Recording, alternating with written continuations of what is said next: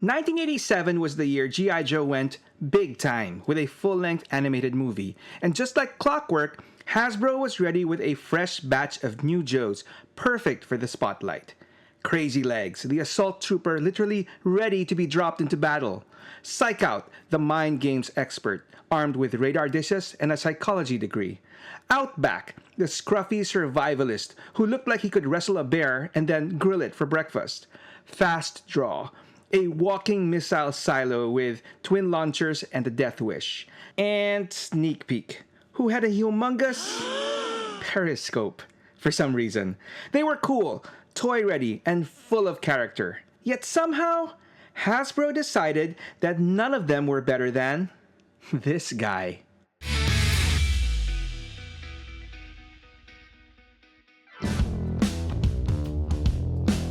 In the 87th year of the 1900s, Hasbro was rolling in dough with their main toy lines of Transformers, My Little Pony, and G.I. Joe, basically bringing in the moolah, dominating toy aisles and Saturday morning cartoons alike. So naturally, they figured that it was time to take things to the next level, the big screen.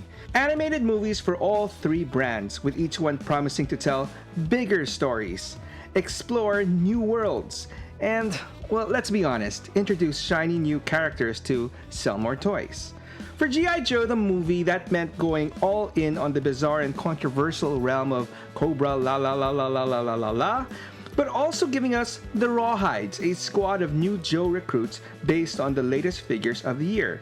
There was the main dude, the Green Beret Falcon, Jinx, the blindfolded ninja, Law, the MP, and his trusty Bow Wow order, Chuckles, the undercover guy who looked like he got lost on the way to a Magnum PI set, Tunnel Rat, the gritty demolitions expert with a Brooklyn accent, and of course, Big Lob, who talked in third person and strangely didn't even have a toy. But here's the thing, the Rawhides were just half the battle. There were others introduced in 1987, figures that hit shelves but never made it into the movie. And sure, maybe stuffing too many new characters into one story isn't the smartest move, but if you're going to go out of your way to include a guy who didn't even have a figure, you kinda start to wonder, were none of the other dudes good enough? Now, don't get me wrong, the Rawhides are great. They've earned the spotlight, even Big Lob. But this time around, I want to give some love to the ones who didn't make the cut. You know, the other guys. So, first up, we have the Assault Trooper David O. Thomas, aka Crazy Legs. Now, right out of the gate, this guy was the first Joe that got my attention the moment I flipped over the card back of my very first ever 1987 figure, the Battle Armored Cobra Commander. I mean, aside from the fact that he was literally the first one on the top left, his mostly bright red color palette and crazy name really drew one's eye to him instantly. And even if the picture was really small, it exuded so much action, showing him dropping into battle via parachute.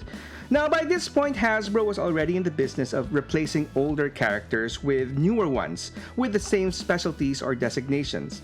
And given that the very first paratrooper Ripcord was introduced way back in 1984, it just felt right to have a new jumper brought into the team. But unlike, say, Gung Ho and Leatherneck, who were both Marines, or Flash and Sci-Fi, who were both laser troopers, despite both jumping out of planes and dropping in on parachutes, Ripcord and Crazy Legs were very distinct in terms of role and function. Ripcord is a Halo, standing for High Altitude Low Opening Jumper, who specializes in sneaking behind enemy lines from super high altitudes and blowing stuff up quietly. Crazy Legs, on the other hand, is more of a frontline assault trooper. He parachutes into the action and charges straight into the fight. Where Ripcord is all about stealth and sabotage, Crazy Legs is there to kick doors down and lead the attack. So yeah, I mean, I was already a fan of Ripcord, but Crazy Legs just seemed much cooler in every other way. I think Crazy Legs file card pretty much gives us all we need to know about this crazy dude, who could have been the world's greatest organist if only his fingers weren't too short. So instead of playing Bach's toccata or fugue in D minor, he ended up dropping into hot landing zones armed with nothing but a rifle, a few grenades, and best wishes from his commanding officer. His flavored text sums it up best. We can be storming a hardened position right into the teeth of an enfilade green tracer so thick in the air you can smell the magnesium AP mines going off with intersecting cones of fire. bouncing Bettys. The works. Crazy Legs comes ducking and weaving through all this with a weird light in his eyes and humming a selection from Johann Sebastian Bach. Admittedly, as cool as all this sounded, I was kind of let down by his action figure, which was kind of ruined by his rather goofy grin. But whatever, the parachute gear was pretty cool. That being said, I always joke that it made no sense that Crazy Legs came dressed in a bright red uniform, as that must have made him so easy to spot against the bright blue sky and shoot down. So it definitely made more sense that he was re-released a year later in black as part of the Night Force sub-team. The 25th anniversary unfortunately passed on him, so I ended up making my own custom of the guy, which served its purpose on the shelf until it was replaced by an official one released as part of the Pursuit of Cobra line in 2011. I mean, I know he's supposed to be jumping out of a plane, but he just looks kinda goofy in this pose and card. Shoot me now. And while we're still waiting for Crazy Legs in the larger 6-inch classified line, I'm hopeful we won't have to wait too long given a Night Force version was already included with the HasLab Dragonfly. Next up, we have the Deceptive Warfare Specialist, Kenneth D. Rich, aka Psyche-Out. Now, admittedly, the whole Deceptive Warfare designation basically flew over my 11-year-old brain, and all I got was that this guy was one weird-looking dude. Still, when placed next to guys who could look right at home at a luau, or a Transylvanian castle, or even a bird cage, Psyche-Out's neon green ensemble embellished with silver antennas and bright red radar dishes didn't look all that strange. It was only later as an adult where I gained a lot more respect for Psyche-Out, as apparently all his strange-looking equipment actually served a purpose, which was to induce mass paranoia in the battlefield by generating ultra-low frequency radio wave transmissions. So yeah, definitely a Joe way ahead of his time, which would most likely explain why he didn't get that many toys either in the original run.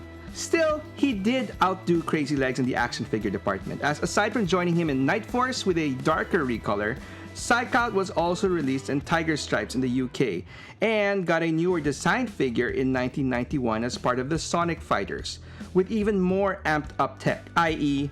bigger radar dishes, and looking more like a member of the Borg. Unsurprisingly, Psyche-Out was also left out of the 25th anniversary line, once again prompting me to make my own custom of the guy. Although eventually he did get an updated Night Force figure as part of a JoeCon exclusive box set, which was then released by the Collectors Club in his OG colors and Tiger Force deco as well. Hopefully we won't have to wait too long for a larger classified version, as I would love to see how Hasbro would interpret this already rather futuristic character. Now, on to the other end of the spectrum would be the very low-tech, no-frills survivalist Stuart R. Selkirk, aka Outback, named after the remote, vast, and largely arid interior region of Australia, where you've gotta be made of sterner stuff if you have any plans of surviving. Admittedly, Outback was one of the last of the 87 crew that I got my grubby little hands on, basically because at first glance, he kinda did nothing for me. I mean, yes, the full red beard was striking, but his basic white t-shirt was, well, basic. And to be honest, I kinda found the word survival that was written across his chest rather corny. Still, I eventually did get Outback and was immediately blown away at how awesome this guy was. I mean, in hand, the muscle-bound guy definitely looked tough as nails, but it was his accessories that really put him over the top for me. Now, his rifle and strap looked cool and all, but it was really his oversized backpack paired with a separate webbing belt that really won me over. It was so simple in execution, but really made this guy look awesome. The first one in the line, I believe, to have such a thing. And then you had his tiny flashlight, which could be tabbed into his leg, which was just the perfect cherry on top of this Outback sundae. The OG Outback figure was also repainted for Night Force and as a UK exclusive member of Tiger Force, which curiously had him sporting white hair. I guess after giving him a bright orange tiger-themed shirt, keeping his original hair color may have admittedly gotten annoying. Outback would get a new figure in 1993, now as part of the Battle Core team, but yeah, this one kinda lost the no-frills magic of the original, making him look more at home at a construction site. Anyway, of all the 87 dudes not featured in the movie, I would argue that Outback was the most popular with the fans, as he was ever present in all later major G.I. Joe toy lines. 25th and 50th anniversary? Check. Classified? Check. And if that wasn't enough, how about an apocalyptical zombie hunter as well? Check. Although I would like to give special mention to the classified Tiger Force version, which I actually think looks better than the original. Okay, fine, I got this version because he was on clearance, but seriously, he does look awesome. And another major point for Outback for me is that he's the only one that I actually had the pleasure to meet in person. Anyway, Fast Draw was the last of these guys I actually got to see. I remember my friend describing him to me, saying he looked like a sort of spaceman with a couple of rockets. And well, he wasn't wrong. Add in some chainmail-ish armor padding and that pretty much summed up what Fast Draw looked like. So, Elliot Brown, codenamed Fast Draw, is the JOES Mobile Missile Specialist and is armed with the state-of-the-art Fire and Forget non-tube launching infantry rocket, or Fafnir for short, named after a dragon from Norse mythology. As per his file card, despite this rather clunky setup, Fast Draw likens himself to an Old West gunfighter and will stare down a whole squadron of Cobra stuns rumbling across the landscape at him with a "come and get it" look in his eyes. I mean, as arrogant as that sounds, at least they say he's got the firepower to back it up. And speaking of which, the guy's got 2 rockets. Granted, they are state-of-the-art, extremely fast, and resistant to electronic countermeasure rockets. What are you gonna do when you've got, I don't know, 3 stuns coming at you? I mean, explosive armaments aside, this guy definitely had a death wish. I figured this guy was left off the movie because he was pretty much a 1 or is that 2 trick pony. And he was rendered useless the moment Chuckles picked up the Havoc missile by hand and chucked it at a tank. But whatever, all that mattered to me was that he looked awesome, especially with his flip-up visor. For whatever reason, Hasbro never made another Fast Draw figure, not even a repaint, which made him the perfect candidate for a custom project for my 25th anniversary collection. I was pretty proud of this one. If you ask me, it looks a hell of a lot better than what the official Collectors Club eventually came up with. I'm not really one to toot my own horn, but this particular custom of mine even got the honor of being Custom of the Week on one of the major G.I. Joe resource websites back in the day, the Terror Drome. I know, not really a big deal, but sometimes it's all the small things in life that are the sweetest thing. I used one of those Rise of Cobra accelerator suit figures as a base and cannibalized a vintage figure off eBay for his equipment. Crazy how back in the day I would just get complete vintage Joes on eBay for cheap and just strip them for parts for my customs. Ah, the good old days. And as for classified, is it any surprise that we're still waiting? And speaking of waiting, are you tired of waiting for 7 full days for the next story from the toy shelf?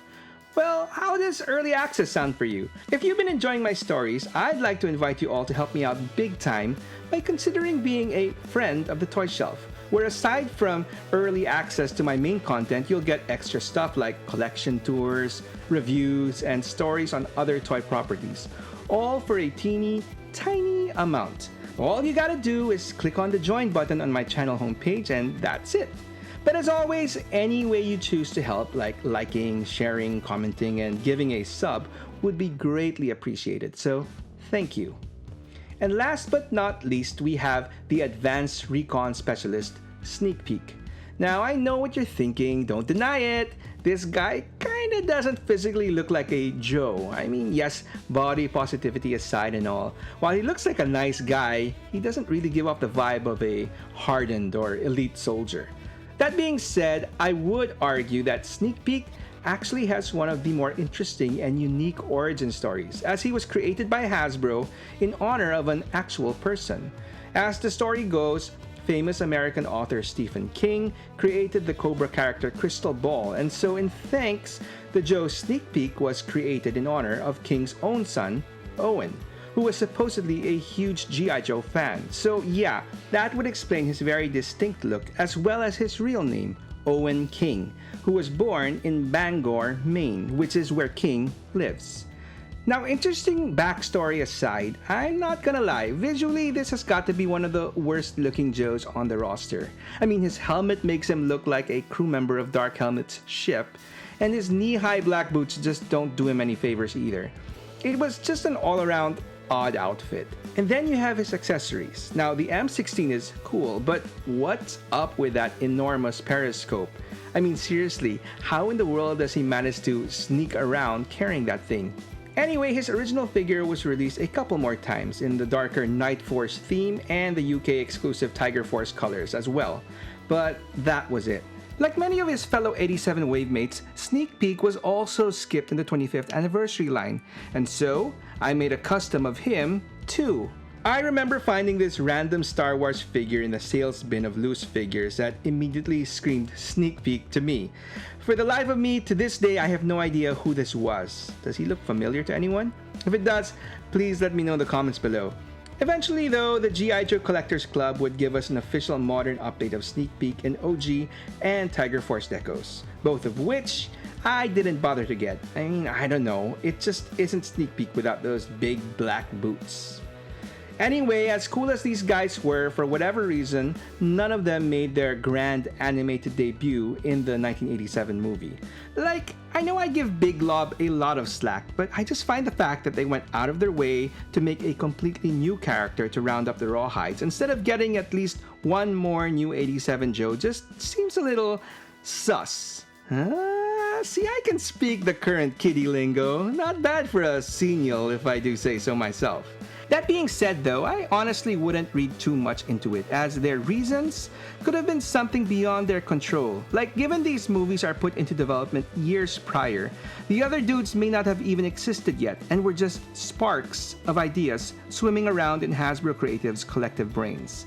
So yeah, no cartoons for these guys, but fortunately, they all found some life in the comics, to varying degrees of success.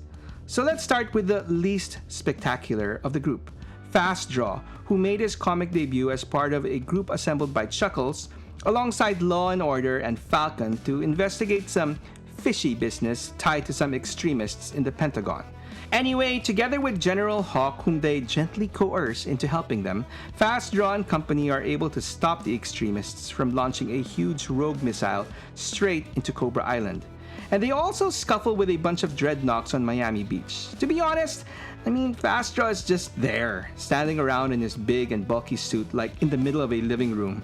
I mean, he could have at least opened his visor. And actually, he gets sideswiped by the Dread Pirate Roberts. The Dread Knock Pirate Zanzibar. Anyway, in the end, despite kinda missing his target, Fast Draw and company impress Hawk enough for them to be officially recruited into G.I. Joe. Fortunately, when we next see Fast Draw as part of the Joe Force invading Cobra Island, he doesn't miss and makes the most of his 4-panel appearance and blows up a squad of Cobra Maggot tanks.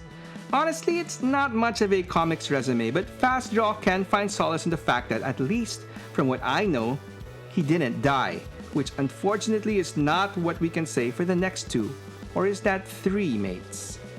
After a bunch of rather non-eventful appearances, most notable of which was saving little Miguelito from a thunder machine, Crazy Legs met his unfortunate demise on a mission gone wrong in the Middle Eastern country of Trucial Abysmia, where he is killed, off-panel, in a tank explosion that also took the lives of OG-13 member Breaker and Frozen Fudgy Bar spokesperson Quick Kick. And while Psyche-Out also had his sporadic appearances in the original comics, I think his most notable story was told years later in an obscure zombie crossover called Infestation by IDW.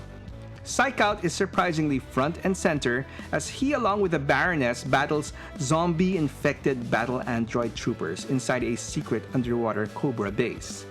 Yeah, all the radar dishes and low-frequency waves in the world couldn't get him out of this predicament. And as expected, Psyche-Out doesn't survive this encounter. But at least he dies valiantly, sacrificing himself to take down the main infected baddie of the story. Oh, and it's also worth mentioning that Psyche-Out has the distinct honor of actually having an animated appearance wearing his new Borg duds in the Deke cartoon. So, yeah, I take that back. Not much of an honor after all. Moving on.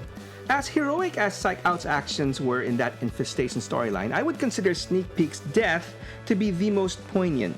not necessarily because of what he did per se, although he did get mowed down by enemy gunfire trying to save an innocent child, but because of what another Joe, Dusty, did for him. See, apparently, in another mission gone wrong in the city of Benzine, Sneak Peek and company are pinned down by a squad of Vipers of the Alley and Frag type. Anyway, it's established that Sneak Peek and Dusty are quite close, as in close enough for Dusty to spend the holidays with Sneak Peek's family.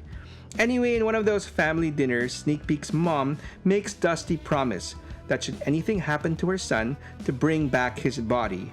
And so, back to present times, Sneak Peek is, as I mentioned, seriously injured, and at the risk of his own life, Dusty disobeys a direct order from Stalker and rescues Sneak Peek, carrying him over his shoulders as they trek across the desert to the nearest Joe base.